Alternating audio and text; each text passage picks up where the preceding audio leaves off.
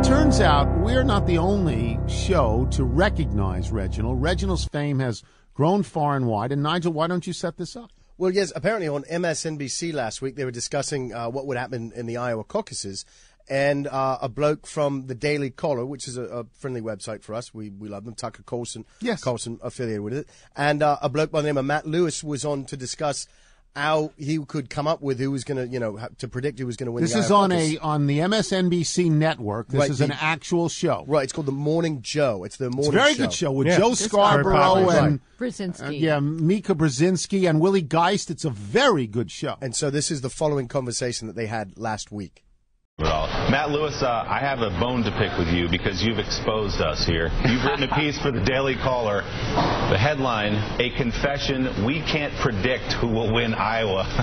You talked about Ron Jaworski predicting games on ESPN and saying that a monkey, this is true, has actually done better than him in randomly picking NFL games. Are you comparing we in the political press to monkeys, Matt Lewis?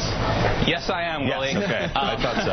Actually, no, we're more like Ron Jaworski. We're being beaten by the monkey. Correct. And by the way, anyone who doesn't listen to Tony Kornheiser's radio show on ESPN should. And every Friday he has this segment where Ron Jaworski, of course, the great former Eagles quarterback, a great analyst who watches hours and hours of game film and calls through these statistics, goes on the radio and predicts who's going to win on Sunday. And then they have Reginald the monkey, who is down at the D.C. Zoo, who predicts who's going to win. And the monkey is vastly outperforming Ron Jaworski. And my point is that, experts on the ground, folks who go through and watch the debates and blog and tweet, we all think we know what's going to happen. We all think either Mitt Romney or Ron Paul might win Iowa. But you know what?